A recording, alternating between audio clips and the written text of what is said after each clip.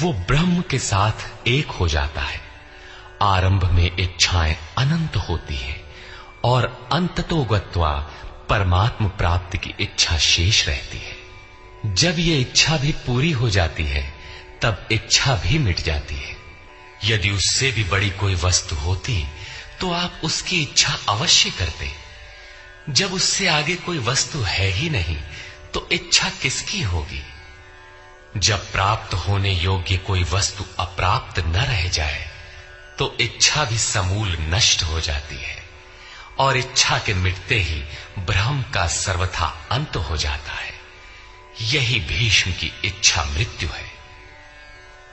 भीम द्वारा रक्षित इन लोगों की सेना जीतने में सुगम है। भाव रूपी भीम भावे विद्यते देवः। भाव में वो क्षमता है कि अविदित परमात्मा भी विदित हो जाता है। भाववस्य भगवान सुख निधान करुणा अयन। श्री कृष्ण ने इसे श्रद्धा कहकर संबोधित किया है। भाव में वो क्षमता है कि भगवान को भी वश में कर लेता है। भाव से ही संपूर्ण पुण्यमयी प्रवृत्ति का विकास है। ये पुण्य का संरक्षक है तो इतना बलवान कि परम देव परमात्मा को संभव बनाता है, किंतु साथ ही इतना कोमल भी है कि आज भाव है तो कल अभाव में बदलते देर नहीं लगती। इष्ट में लेश मात्र भी त्रुटि प्रतीत होने पर भाव डगमगा जाता है। पुण्यमयी प्रवृत्ति विचलित हो उठती है, इष्ट से संबंध टूट जाता है। इसलिए भीम द्वारा रक्षित इन लोगों की सेना जीतने में सुगम है। महर्षि पतंजलि का भी यही निर्णय है। स तु दीर्घ काल नैरंतर्य सत्कारा सेवितो दृढ़ भूमि। दीर्घ काल तक निरंतर श्रद्धा भक्ति पूर्वक किया हुआ साधन ही दृढ़ हो पाता है।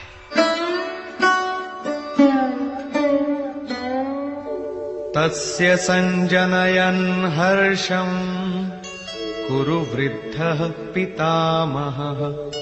सिंहनादं विनद्योच्चैः शंखं दध्मौ प्रतापवान्।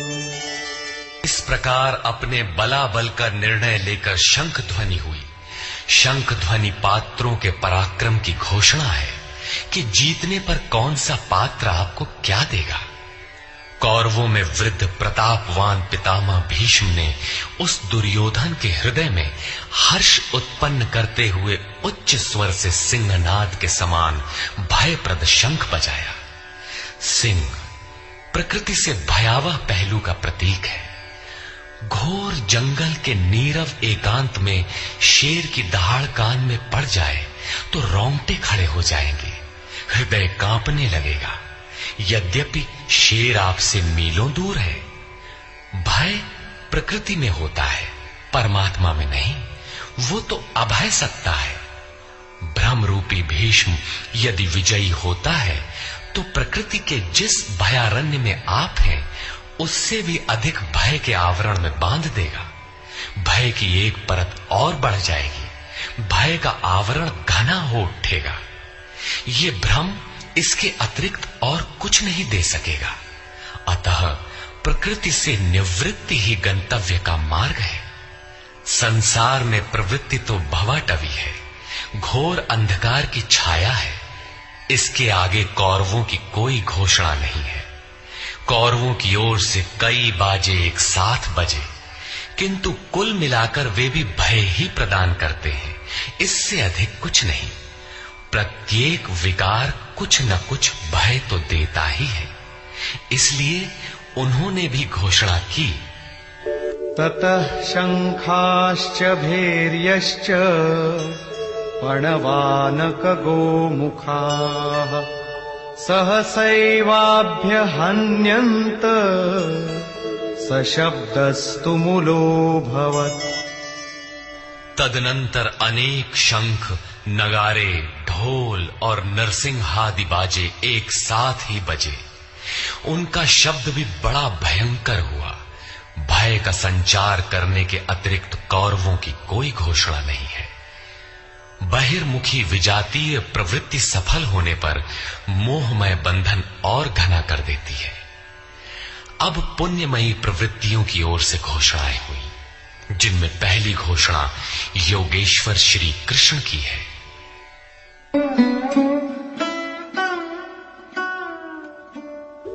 ततः श्वेतैर्हयैर्युक्ते महती स्यन्दने स्थितौ माधवः पाण्डवश्चैव दिव्यौ शंखौ प्रदध्मतु। इसके उपरांत श्वेत घोड़ों से युक्त, जिनमें लेश मात्र कालिमा दोष नहीं है, श्वेत सात्विक निर्मलता का प्रतीक है। महति स्यन्दने, महान रथ पर बैठे हुए योगेश्वर श्री कृष्ण और अर्जुन ने भी अलौकिक शंख बजाए।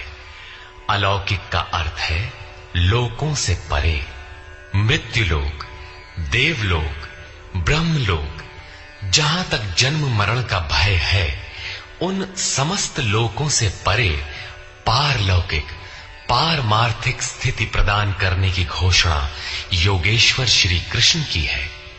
सोने चांदी काठ का रथ नहीं, रथ अलौकिक, शंख अलौकिक, अतः घोषणा भी अलौकिक ही है।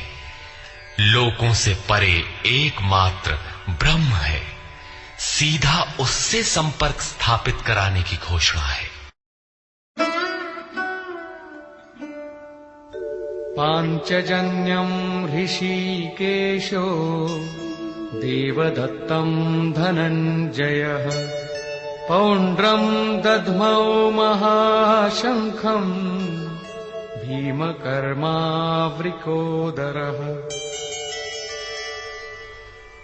ऋषिकेश, जो हृदय के सर्वस्व ज्ञाता है, उन कृष्ण ने 5 जन्य शंख बजाया। पांचों ज्ञानेंद्रियों को पंच तन्मात्राओं शब्द, स्पर्श, रूप, रस, गंध के रसों से समेटकर अपने जन भक्त की श्रेणी में ढालने की घोषणा की।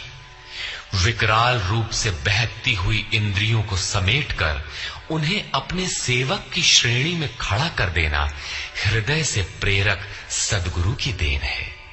श्री कृष्ण एक योगेश्वर सद्गुरु थे।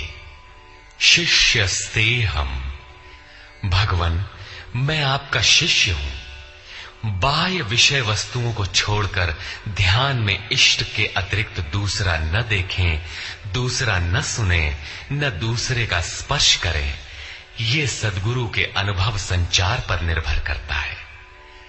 देवदत्तम धनंजयः, दैवी संपत्ति को अधीन करने वाला अनुराग ही अर्जुन है। इष्ट के अनुरूप लगाव, जिसमें विरह, वैराग्य, अश्रुपात हो। गदगद गिरा नयन बह नीरा, रोमांच हो।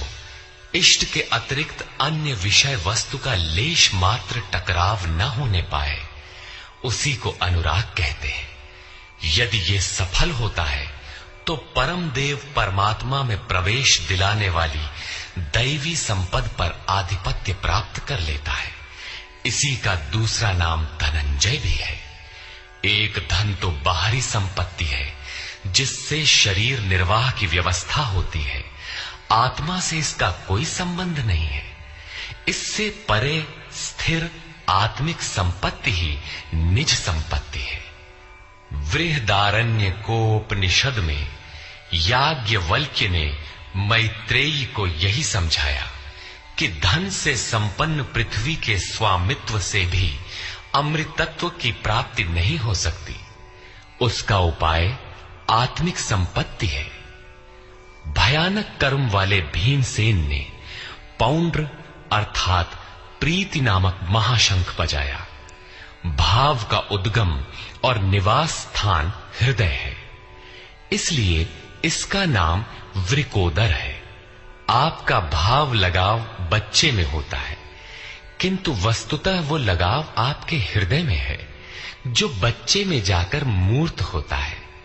ये भाव